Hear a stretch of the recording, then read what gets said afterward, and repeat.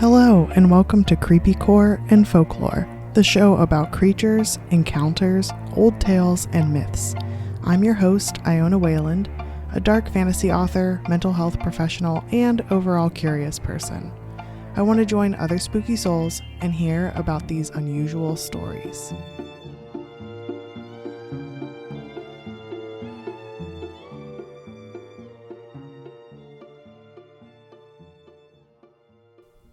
Hello, spooky soul. It's so great to be back. I did a ton of stuff during the break, during the January hiatus. So it was my 30th birthday. I swear everyone says that 20s are amazing and the best time of your life and all that stuff, but I very much disagree. 20s sort of suck. I'm established now and have like a better grip on the path of my life that I want to do. So that's cool. I feel more adult, if you can ever feel such a thing. And my babo turned 2, and she was very excited to see her first snow, though she was very concerned when each snowflake melted. So she was like, oh no, every time a snowflake melted, she's like, oh no. I'm like, no, it's okay. And also, she's obsessed with snowmen, or momans is what she calls them. And we built like a little one, and we were like, look, you like roll it together. And she's like, no, thank you. I'm like, oh, what about what about you just like roll it up? She's like, no, thank you. It's cold. So I'm not touching that. So she likes the idea of a moman. She likes the philosophy of what a moman means. She loves her stuffed animal snowman is what I'm trying to say. It's so sweet. Also, I was able to not only finish my critique version and update it as best I could, but I sent it out to critique partners and I got it back from 2 of them already. And so I'm waiting on a third, and then I'm going to beef it up a little bit more and send it out to one more critique partner before sending it to beta readers. I don't know if any of this makes sense to you, because I know I don't really talk about like the ins and outs of writing, but critique makes it so that it says it's by fellow authors, and then beta readers are like your audience that you hope it goes to, kind of like a beta run of what you want your book to be. And I already know who my beta readers are going to be for the most part, so that's exciting. And then I think I mean, maybe if the critiques aren't too hefty, because I never want to fix something with duct tape, like something big and just cover it in duct tape. I want it to be structurally sound as a book. But I think it would be really cool to maybe publish it this year, ? But I'm not sure. We'll see. I don't want to jinx it.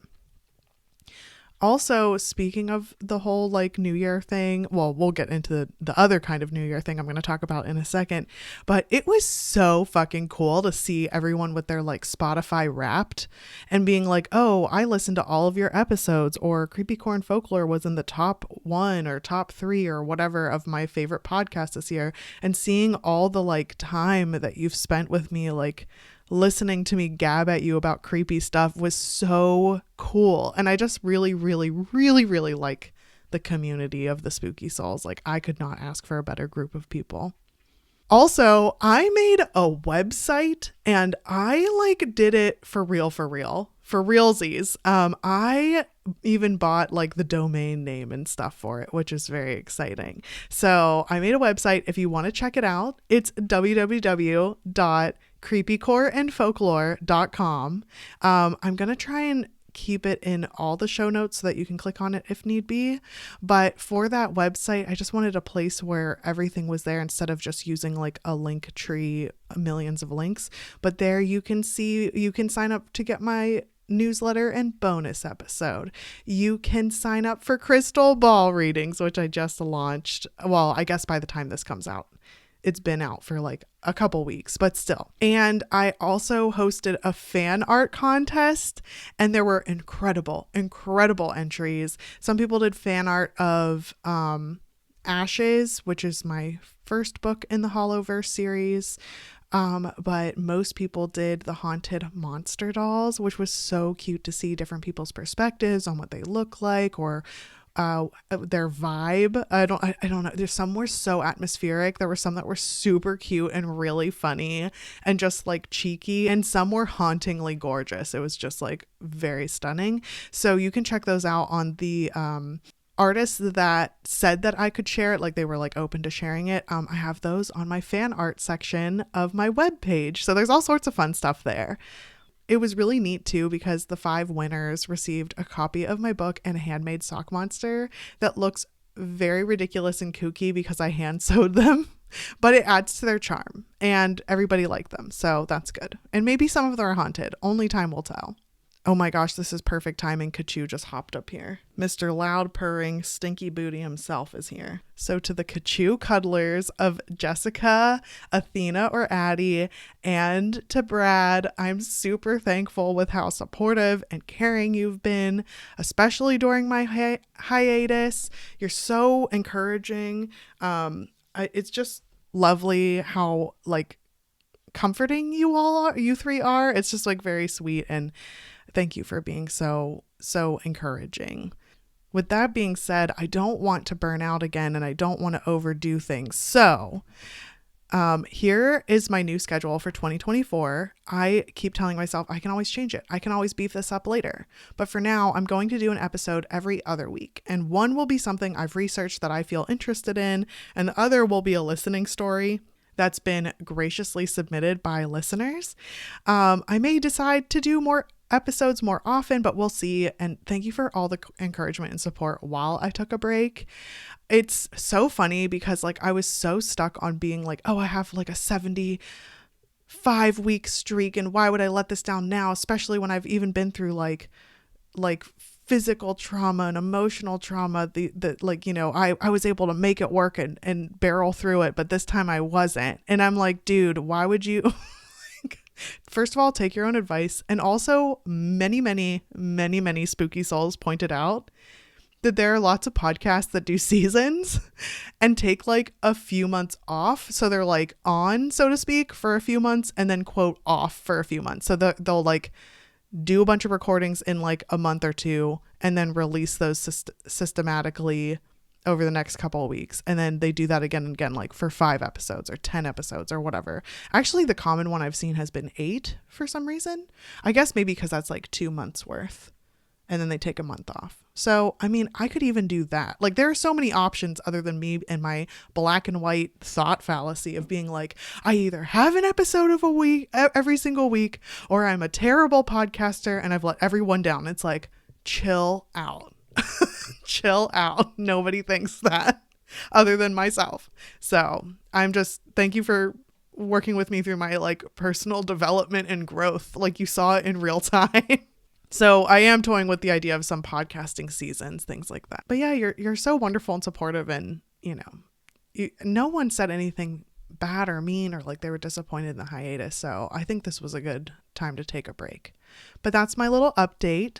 And so now let's get into some folklore. Last lunar year was the year of the water rabbit. And this year, the Lunar New Year happens on February 10th. So it's going to be this Saturday. And the zodiac animal is the wood dragon. Last year, I alluded to the new year having like a certain cycle of animals. Like I kind of like talked about this story where there's a certain animal there's a certain animal, there are 12 total, and they have a particular order. The very short version of that story was that the Jade Emperor set up a race for all animals really, to participate, to engage, to see who deserves to be in a place amongst the stars. And those who won, whether by cunning or skill, ended up in like first, second, third, whatever places. And the slower or distracted animals are later in the year as the cycle continues. So the order goes rat, ox, tiger, rabbit, dragon, which is the year we're in now, or will be soon, snake, horse, goat, monkey, rooster, dog, and then pig is last. And the dragon is the only mythological animal amongst these listings of 12 creatures. If you want to know more about dragons, you can check out my last deep dive episode all about dragons, and it's called Dragon Darlings. Also, I'll link the full folktale about the lunar beasts in the show notes below if you want to read through it, because it's very quaint, very beautiful. But something that came to my mind, which I'm sure you're wondering too, is why the dragon didn't win first. Not only are they one of the most beloved creatures in China, But if you listen to my Dragon Darlings episode, you already know that the Loon Dragon are related to luck and fortitude and wisdom. They can fly too, so why wasn't the dragon first? And it turns out that the dragon came in 5th place out of 12 because even though it could fly above the clouds and overcome all the obstacles really easily, the dragon stopped on their journey to put out a fire by a local farmer whose property was ablaze. And so the Jade Emperor loved the compassion and reprioritization that the dragon had, so he gave the dragon a place amongst the celestial animals as one of the winners. There is also a randomization or a cycle of elements, and the elements are metal, wood, water, fire, or earth as the cycle continues. So an example that this article by Emily Gunther is that in 2012, it was the last year of the dragon. However, it was the water dragon. And this year, it's the wood dragon. So you can see how each year there's kind of like 2 cycles going on. One is elemental and one is lunar. Wood represents vitality, creativity, steadiness, honesty, generosity, and calmness. So it's like a very grounded element. And the dragon represents success, intelligence, and honor, as well as power and wealth. That's very interesting because a lot of my crystal ball readings lately this year, side note, I offered a very brief crystal ball reading to whomever wanted one where I talk about their 2024 symbol, what it meant, and why they should hold that with them this year. And in a matter of hours, there were like 400 inquiries. And so I was able to get through a little over a quarter of them before I needed to take a break and or call it quits. I don't know. Like, I think it's just quits for now. I don't like thinking about 300 people who were maybe going to get a reading, not getting a reading. I don't know. But it was a lot. I did like, I think 125 or 130 or something like that. But I thought it was really cool because out of those ones that I did, many folks got a reading about abundance, good fortune, and steady income when I'm really sorry, but that is usually not what happens when I do readings. Like, it's not like the readings are like, you're poor forever and always. It's not like that, but it's more like, oh, you're really hustling. Like, oh, you're putting in the work. Like, make sure you're taking care of yourself, make sure you're doing self-care, like those kinds of things. But this time it's like, you are getting that coin this year, which I thought was really interesting. So we'll see how that pans out. But anyway, dragons are so revered that in ancient times, only emperors were allowed to wear the symbol of a dragon on their robes since it's the ultimate show of having strong leadership capabilities. And it's said that babies born during this year of the dragon have a lot of drive and energy. They're super creative and think outside the box. And the last time there was a wood dragon specifically was in 1964. And even though people born in this year are said to have that intrinsic nature that they will carry throughout their life, this wood dragon energy is said to be accessible to everyone this Lunar New Year. It's also said with this prediction for the new year and with the wood dragon specifically, like now that we've entered the year of the wood dragon, or we will this Saturday, you need to be open to change. So it's like, yes, there will be many opportunities for you in 2024, but you have to take a wise leap of faith, not an impulsive leap of faith, but a wise leap of faith. And that's what I want to leave you with, to know that there may be challenges this year or ways you need to think outside the box, but you'll also have a lot of opportunities and ability to make a steady income if you're open to it. So I wish you all the luck and health and abundance. It was great to finally talk to you again, and I'll talk to you soon in 2 weeks with a listener episode.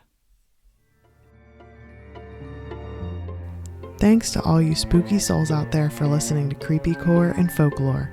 Follow on Instagram, Facebook, Twitter, and TikTok if you're looking for more uncanny content.